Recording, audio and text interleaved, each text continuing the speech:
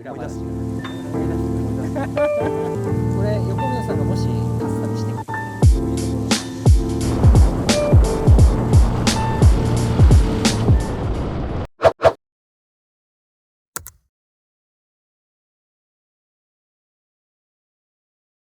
でも今スタッフは何人でやられてるんですか？今2人かな。2人か。僕入れて3人。はいはい。あ、スタッフ募集中です。募集中。ぜひアルバイトでもいいんで。若い子いいな。おお、バイク経験がなくても大丈夫ですか？うん。そういう人はどうすればいいですか？横溝さんにインスタで DM とかこちらまでこちらまでみたいな。そういうの出んのビヨンって。出します。あ、出す。出します。このチャンネル302効果で保護ホリック来る方とかいらっしゃったあ、みんな言ってる。みんな見てる見てるって。うん。15年ぐらいかな。15年ぐらいですか？うん場所はずっとあそこなんですか？そうだね。あそこ借りてからだね。それまでは家でやってたから。あ、そうなんですか。うん今のお住まいのガレージですか？あそこガレージじゃなくて、はい、まあもともとまた別のあれが実家だったんだけど、はい、庭があってさ、はい、そこでやってたんだよね。あ、そうなんだ。普通に庭でやってお客さんも普通に撮ってって感じだったんですか？来てたね。21ぐらいの時に初めてアメリカ行って、はい、自分のバイク買ってきたのね。そっからかな。ロス行ってローライダー買ってきた。79のローライダー。それを買いに行ったんですか？いや本当はスプリンガーついてるのが欲しくて、48が欲しくて、で買いに行ったのよ。で今でいう本当サバイバーだよね。はい、48で21インチ16インチアップスイープピーナッツタンクフランダースついてる、めっちゃかっこいいのがあったの。でこれが欲しいって言ったんだけど、もうソールドだっつって言われて、で別の店でフルオリジナルの79ローライダー買ったのかな。で日本に持ってくる時にそのコンテナまで運んだら、その48パンが置いてあって、あれってこれ誰買ったのみたいな。そう日本人が買ったって話になって、誰が買ったのっつったら岩城浩一さんだったの。あ、そうなんだ。めっちゃかっこよかったあのバイク。それじゃあ自分のバイクをいじるところから始めたんですか？自分のバイクを買って持ってきてメンテナンスして、はい、そうだね。でその最初オリジナルだったんだけど、どんどんそのチョッパーというかカスタムバイク作りたくなるじゃん。はい、で場所を借りたの。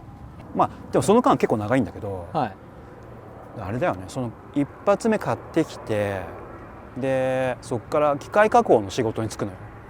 要はパーツとか作りたいから。はい、でそれで働いてて、あれいくつだろうな、30ぐらいで辞めるのかな。辞めて、はい、で今度また輸入洋服とかバイクのパーツとかバイクとかを本格的にやるようになって、で店を出すって感じだ。あ、そうなんですね。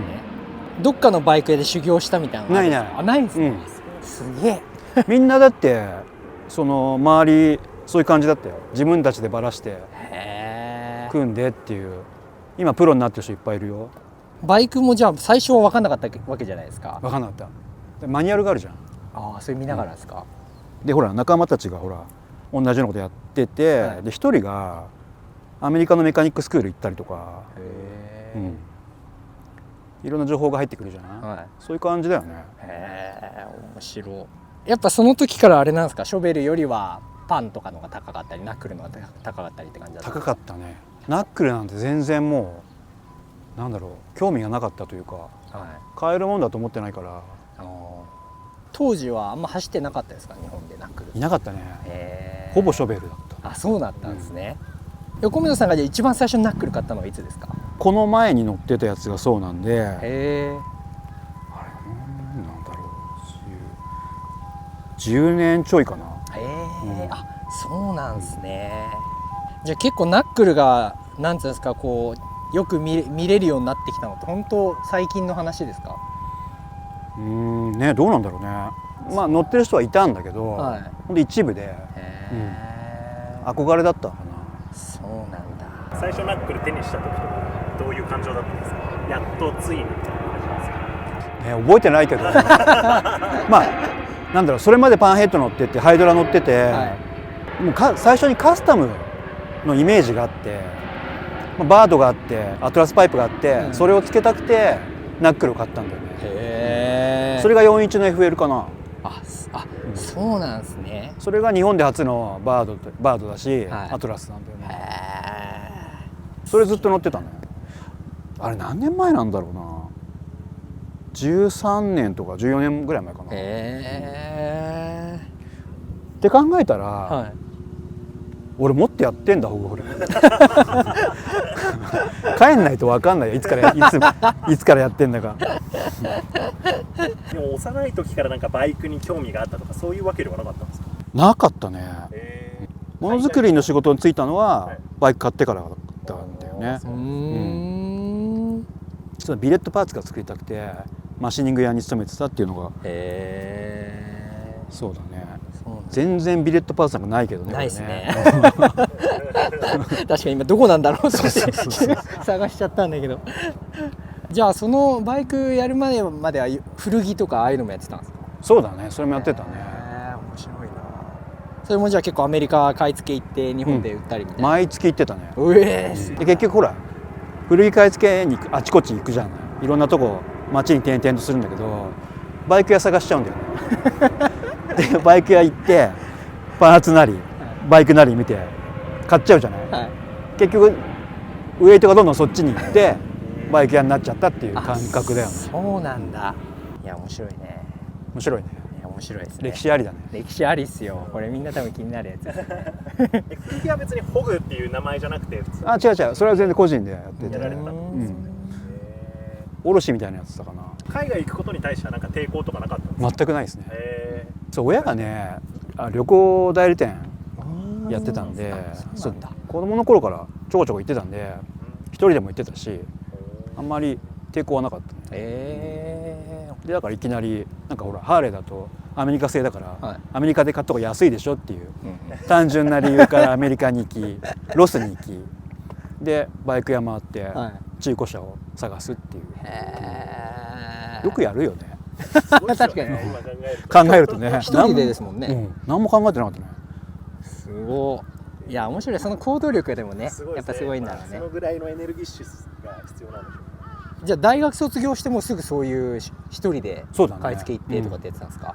だからそういうふうに個人で輸入してるっていうのは多分高校生ぐらいからやってたの。あ、そうなんですか。ヴィンテージの要はデニムとかを、はい、なんかその時ファックスだったの。ファックスでやり取りしてファックスで写真送られてきてじゃあそれみたいな、そういうのやってたね。面白い。面白いよね。アメリカ行ってお店とかってどうやって見つけてたんですか？当時はネットないじゃん、iPhone もないじゃん、でモーテルはあるじゃない。モーテル入って電話帳があるんだよね、電話帳で探すんですよ。でそのページを切って、そういうのを各地で転々としてやっていくわけよ。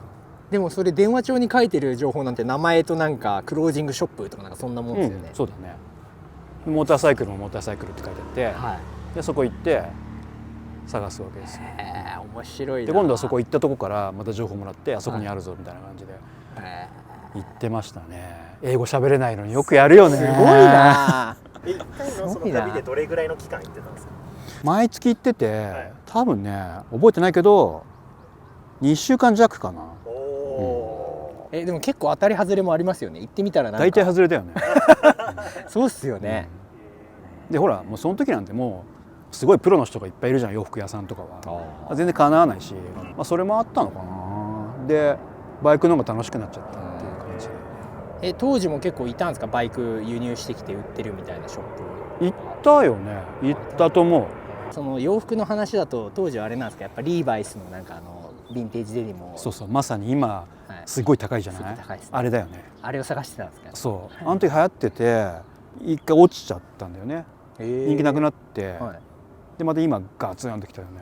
持っときゃよかったなと思って全部売っちゃった。あんなになると思わないよね。すごいよね、高騰ぶりが。すごいですね今。恐ろしいね。バンクーバーとかも行ったし、トロントも行ったね。トロントってカナダだね。カルチャーあるんですか？ある。ね、ヨーロッパの服がいっぱい入ってて面白いんだよね、トロント。バンクーバーと全然違くて。そうなんだ。完全一人か。結構寂しいですね、なんかね。大変だし。そうだね。そこでなんかパートナー見つけてやろうとかなかったんですか？うん、その時はなかったね。裏話が思い出す思い出す。イギリス系とかも興味ないですか？トライアンフとか。トライアンフとか。これは前持ってた。あ、そうなんですか。2台3台持ってたかな。あ、そうなんだ。最初にだって自分でエンジンばらしたのってトライアンフだ。あ、そんなことねえか。ローライダーだ。その次トラだな。へえ、そうなんだ。お店のコンセプト。はい。もともとはその当時のままのバイク、要はサバイバーだよね。当時のままのバイクをアップデートして今の現代の東京の街で普通に乗れるような感じでやってたんだよね。まあそれかな。今サバイバーって流行っちゃったけど、もともとはそうチョッパーを指す言葉じゃなくて、オリジナル車両を要はバーンファインとして出てきたのをサバイバーって言ってたの。オリジナルペイントの要はワンオーナー車両とかをサバイバーって言ってたの。でそれと一緒に出てきたチョッパーとかもあったんだけど、みんないらないわけよ、コレクターたちは。そうなんですか。いらねえよそんなのっつって、あ、じゃあそれ俺買うっつって買ってたんだよね。それをサバイバーって言ってる。あ、そうなんだ。でも考えたらさ、みんなほら当時作られてるわけじゃん。70年代80年代は、今出てきてから全部サバイバーなんだよね、どれもが。中古って全部サバイバーなるほど。本当15年ぐらい前とかめっちゃ安かったよ、ナックルのチョッパーなんて。10年ぐらい前か。いやー、この10年、この10年やばい。やばいですか。全然ホグホリックの車両は壊れない。ありがとうございます。すごい丈夫ありがとうございねます。、それみんな言ってるよね。すごい。誰に聞いても言うからね。いや、すごいっすよね。そこはなんか秘訣みたいなのあるんですか？ちゃんと秘訣、最初にちゃんとオーバーホールするっていうところじゃないですか。じゃないと乗れないですよね。大体ガッタガタなんで。なるほど。基本は全部じゃあもうオーバーホールしてもちろん売ってるって感じなんですね。今までだからナックル輸入してオーバーホールしないで乗ったっていうのは多分2台ぐらいしかないんじゃない？だから逆オガシさんのほぼ乗れないってことですよね。ちゃんとやってそうだね。だって乗れないからみんな売るんだもんね。一回オーバーホールするとどのぐらいずっと走れます？乗り方にもよるけど、まあ何十年も乗れるよね。あ、そうなんですね。だからすごい飛ばす人なんかは壊しちゃうけど、藤村さんとかこれ内緒ですけどかっこいいよね。かっこいいっすよあれ本当に。お店はほとんどあれですか、チョッパーのお客さんが多いですか？そうだね。でもナックルはどっちかっていうとやっぱ純正タンクつけたい人が多いですよね。こういう分割タンクをつけたいっていう。そうなんだ。これ作った背景をちょっと教えてください。背景だってインスピレーションっていうかオーダーでこういう風にしてくれっていう、スプリンガーつけて分割タンクつけてっていうオーダーだもんね。そうです。であとはその、バジェット決まってるから、その中でこう選んでいくんだけど、でたまたまこれが選ばれたという。でも正解だったでしょ？いやもう大正解ですよ。もう顔となってます僕の。ね。はい。かっこいいよね。本当かっこいいです。まあいわゆるボバーって感じだったね。はいはい。もともとなんでそういうスタイルが良かったんですか？チョッパーじゃなくて。いや僕本当ギリギリまで迷ってたんですよ。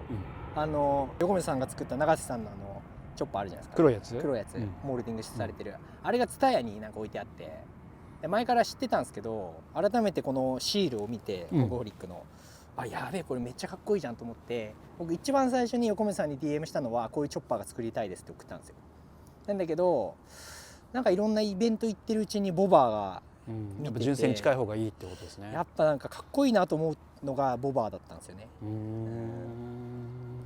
だからそっちになったんですけど、でこれはこれで今めちゃくちゃいいと思ってるんですけど、やっぱ周りがチョッパーばっかりでしょチョッパー乗りてえなみたいなそれでフミヤも言ってたいやーそれね2台も欲しいですね。そうなるんだよね。俺もそうだもんね。あれ乗ってるとやっぱチョッパー乗りたくなっちゃう。あ、そうなんですか。ないものねだりだよね。ないものねだりですよね。多分逆乗ってると逆のパターンもあるでしょうね。そうなんだよ。面白いね。でもキャラに合ってるよね。どんなバイクできてくるんだろうねみたいな話をしてたんですけど、ドンピシャのやつに来て、ドンピシャだよね本当ね。よかったこれ横溝さんがもしカスタムしてくってなるとどういうところさありますか？チョッパーにってこと？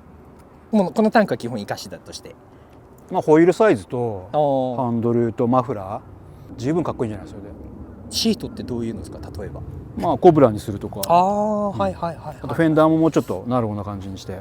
このバイクで一番気に入ってるのどこですか？ここが一番だ。タンクはまあもちろんですけど、あと意外と僕こんなエンジンの表情っていうんですか、おお、それかっこいいね。これかっこいいですよね。